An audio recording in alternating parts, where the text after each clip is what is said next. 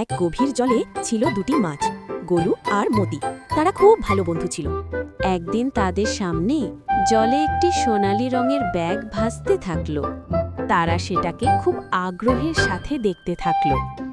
গোলু ভাবল সেটা নিশ্চয়ই কোনো ভালো খাবার হবে।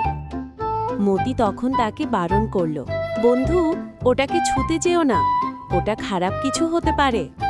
গোলু তখন মিথ্যে ভেবে মতিকে ধাক্কা দিয়ে সেটার দিকে এগিয়ে গেল। গোলুর এই ব্যবহারে মতির খুবই খারাপ লাগলো। এরপর গোলু যেই ওটাকে খেতে গেল, তখনই সেই ব্যাগটি তার মাথায় আটকে গেল। গোলু তখন অনেক চেষ্টা করেও সে ব্যাগটিকে কিছুতেই তার মাথা থেকে ছাড়াতে পারছিল না।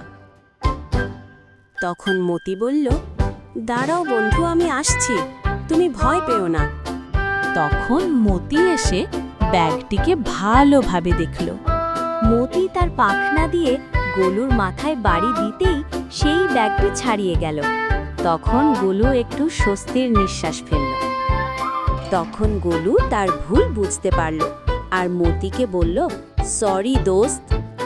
মতি বলল, ঠিক আছে বন্ধু, কিন্তু মনে রেখো, মানুষের ফেলে দেয়া সব জিনিস খাবার হয় না, সেগুলো সবসময় ছুঁয়ে দেখতে নেই।